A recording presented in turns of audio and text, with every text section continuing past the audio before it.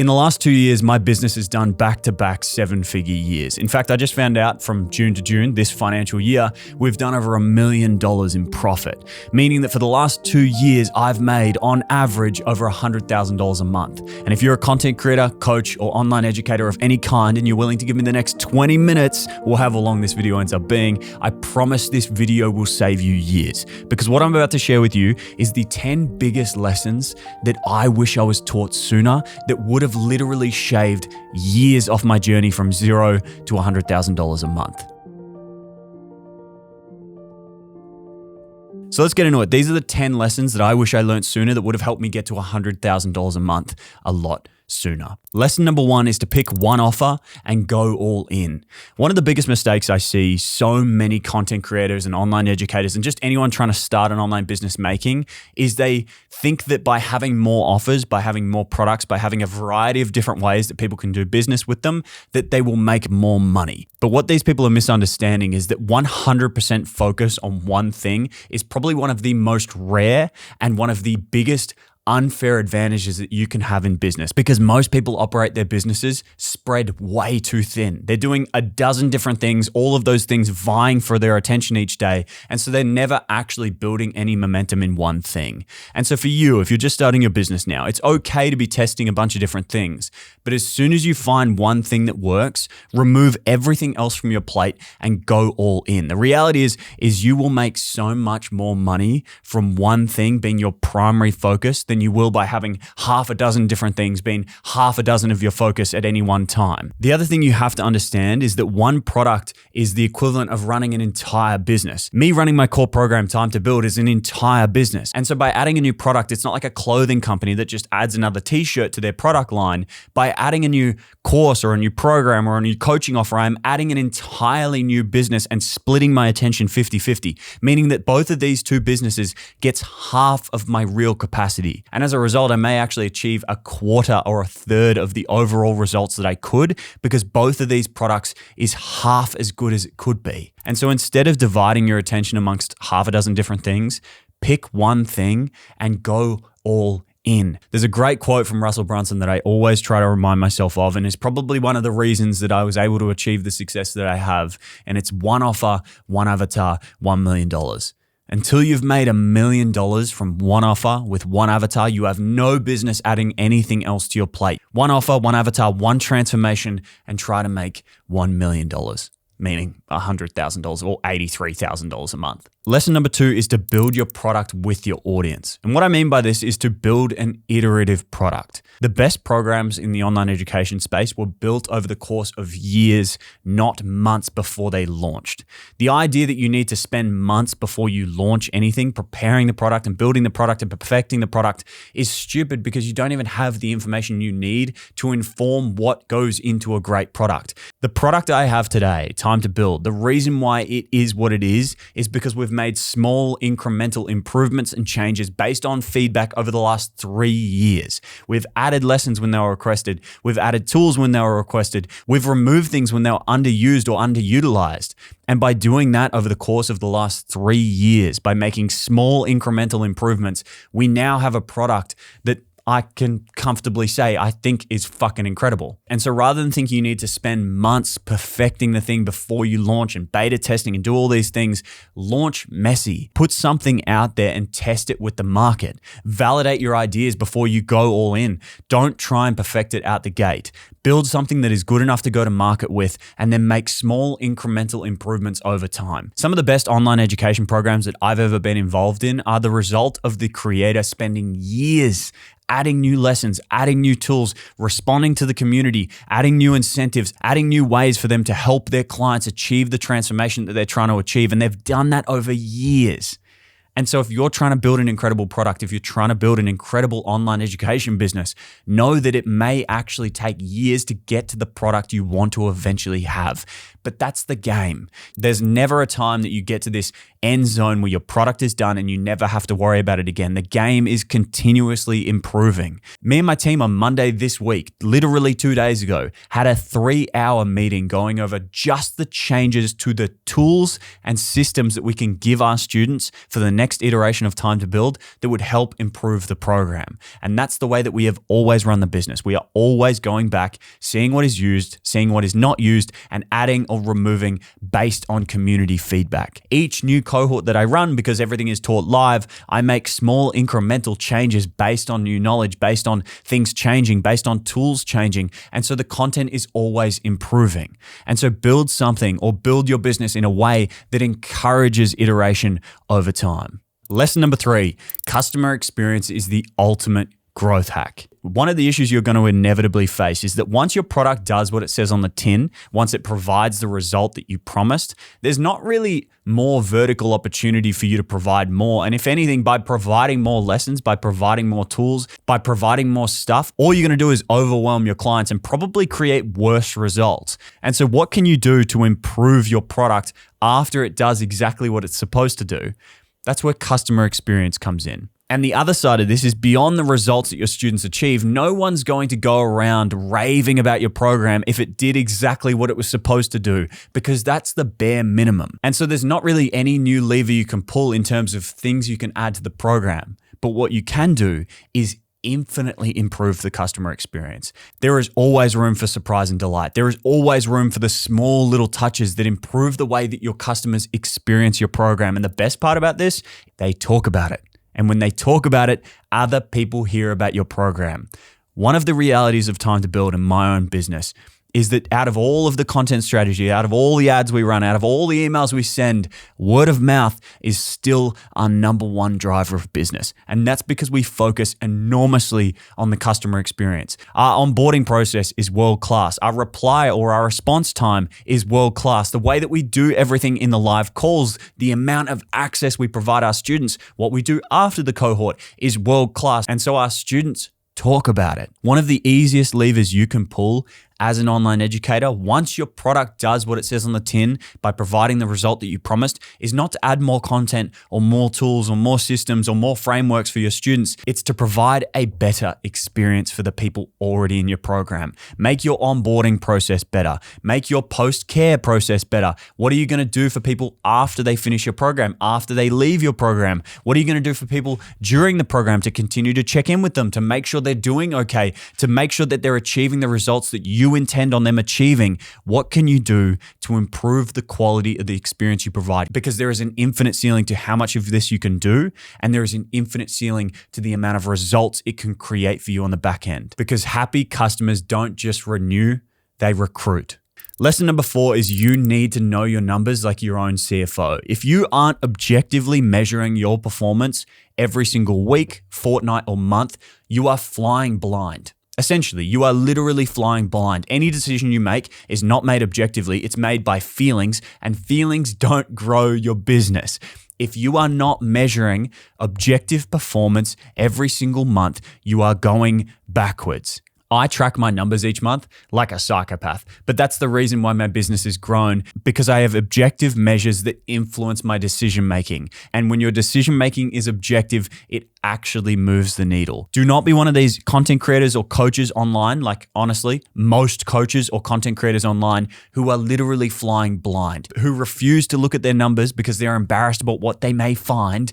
Once you fully embrace the process of tracking everything that you do, every result you create, you'll start to notice patterns. You'll start to associate inputs with certain outputs. And once that clicks for you, business completely changes. Because at the end of the day, business is a series of inputs, conversion rates, and outputs. You do something, it converts, and that creates an output for your business. And once you fully buy into that, it completely changes the way that you do business. It completely changed my business because I started actually doing things based on objectivity. And if you want a basic place to start, you don't need a crazy spreadsheet or some crazy setup. All you need to track is your key metrics relating to your marketing, to your leads, and to your conversions. For some of you, that may be your content published, your video views, your CTA, so your calls to action. How many calls to action did you have that month? Your leads generated, your conversion rate percentage from leads to buyers, the amount of buyers, your revenue, and your profit. If you can do that every single month as a bare minimum, you'll start to have some objectivity in the decisions you make for your business.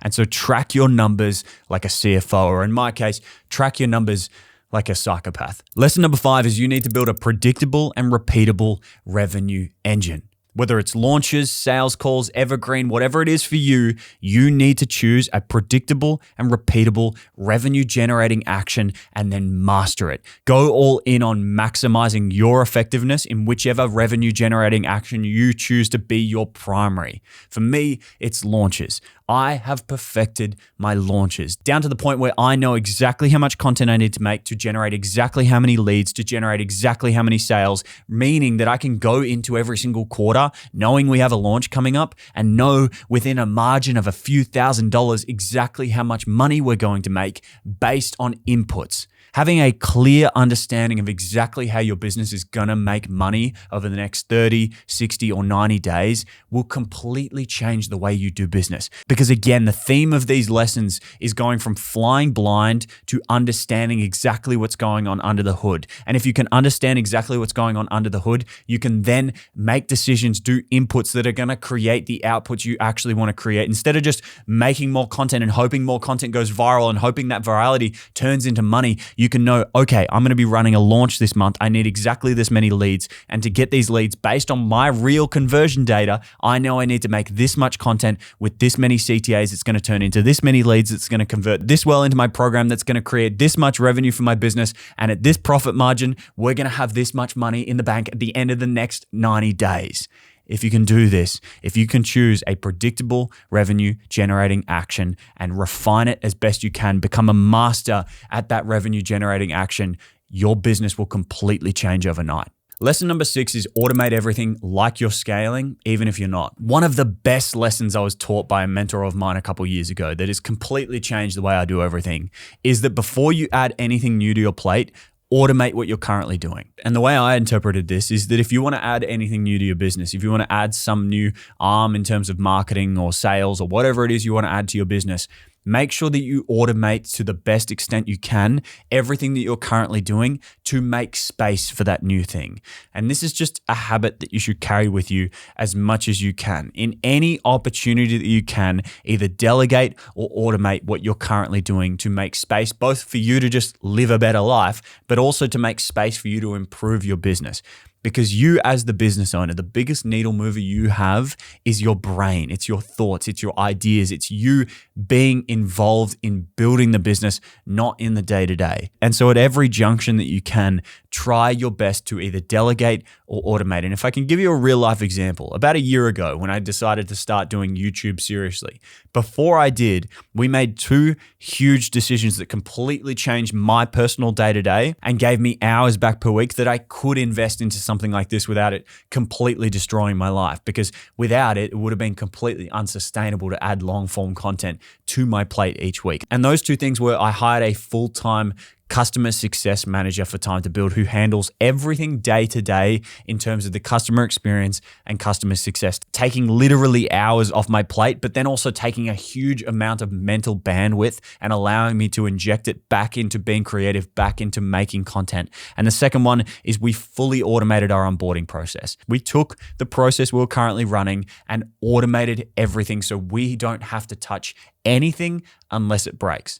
And those 2 things alone gave me hours of time and mental bandwidth back that I could then invest into YouTube and what we're doing. And even now I'm hiring new people in order to make this process easier so I can go on to do the next thing, whatever that ends up being. And so for you right now, even if your business is at $5,000, $10,000, $15,000 a month, look at what you're currently doing and understand that that capital that you're making each month, even though it feels like a small amount right now, if you reinvest into delegation or automation, could completely change your business, because it's not just going to allow you to work less, it's going to allow you to turn that part of your brain off that has to focus on that task every week and direct that energy back into something else. Or just direct that energy back into recovering so you're a more sustainable entrepreneur and you can sustain this work over a longer period of time. And so automate or delegate as best you can as soon as possible. Lesson number 7 is to create content that hits on 3 key audience experiences. And those 3 key experiences are relatability, admiration, and inspiration. If you can do one of those 3 things every single time you make content and use all 3 intentionally across your entire body of work, you will have an incredible audience. The issue is most content creators only do 1. Very few have 2, and the people that have 3 have built real trust and leverage that actually converts into a business. The issue is most people only focus on 1. They just try to be relatable, and so no one sees them as an authority, or they try to be just an authority, and so they come across like this holier than thou character who's just more intelligent than their entire audience, and so no one relates to them enough to want to do business with them. Or in the case of most online creators in my space, they just try to be admirable, and so everyone sees them as a fraud because all they're doing is flexing their fucking watches or cars or houses or living in Dubai. And so no one wants to do business with any of these creators because they're only touching on one of these things. But if you use all 3, if you're relatable, admirable, and inspiring, then your audience will trust you and you'll have real leverage that you can convert into a business. The reality that I really want to drill into your minds with this point is that you do not need a huge audience to make a lot of money. You just need a huge amount of trust with the small audience that you do have. And you build that by touching on all 3 key audience experiences. Lesson number 8 is a big one, and that is to sell far more than you feel comfortable with. One of the biggest lessons that I had to learn that would have saved me literally years on my own journey is that my willingness to sell is tied directly to my self-belief and has no association with what is objectively too much or too little selling. For many of the years that I was doing this, I just simply was not selling enough. I was too scared to sell because I felt like it was too much. And that was a result not of what objectively was true or untrue, but because of where my belief was. My self-belief was lower than what I wanted to make in terms of revenue. And so the ceiling of my ability to sell was only capable of hitting the level of my self-belief. And so as a blanket rule for all of you, and I'm comfortable saying this, as a blanket rule for all of you, you are not selling anywhere near enough. And as a good little saying that you can tell yourself from now on after watching this video that should help you sell more is if it doesn't feel excessive, you're probably underselling. On any given week, I'll be posting half a dozen stories, half a dozen posts, all with CTAs. There'll be a CTA at the end of this video. My automations will be sending daily emails to thousands of subscribers, all with the opportunity to buy. And all of those things combined still isn't enough selling. If your entire business right now is ran on 1, 2, 3 promotions per week that you throw in kind of on your stories or in your posts, you are not selling anywhere near enough. Rule number 9 is to sell a specific, desirable, and measurable result. One of the best things I've been told by a mentor that sticks with me constantly is that no one buys a ticket to somewhere better. And the analogy that he gave me that I'm going to share with you now is imagine I had 2 tickets. In one hand, I had a ticket to somewhere better. It was a flight ticket to some place, someday, leaving from some airport. And if you just message me and ask me, we'll figure out if it's right for you. And I'll give you a series of actions depending on which airport you need to take off from and so on and so forth. And it's $5,000. And on the other hand, I've got a flight to Amsterdam on the 1st of October at 11:59 a.m. leaving from Melbourne Airport because I fucked up. I booked a holiday from the 1st to the 15th without realizing that I've double booked myself. And we've already booked all the hotels, all the experiences, all the restaurants, all the dinners. Everything's prepaid for. You've got an itinerary. Everything that you're going to do throughout those 2 weeks is pre-planned, pre-booked, and prepaid for. All you need to do is pay $5,000 and you can go and have the holiday that I'm not able to have. If you had to pick out of those 2 things, which one are you going to pick? It's always the specific outcome because you want to go to Europe more than you want to go someplace better. But most of you are selling someplace better offers. You're selling these offers that are vague, and as a result, they achieve vague results. You've got this vague idea of where you're taking people. You've got this vague idea of how you're going to get them there, and then you wonder why no one wants to buy. Vague offers achieve vague results. You need to get as specific as humanly possible on these 3 key questions. Number 1, what is the painful problem? What is the pain in the ass fucking problem that your product is going to solve? Number 2, what is the exact desirable outcome that you're going to help your clients achieve in 3, 6, and 12 months after joining your program? And number 3, exactly how are you going to get them there? What are you going to deliver? What services are you going to provide? What proximity are you going to provide? Exactly what are you going to do play by play in order to help them achieve that goal?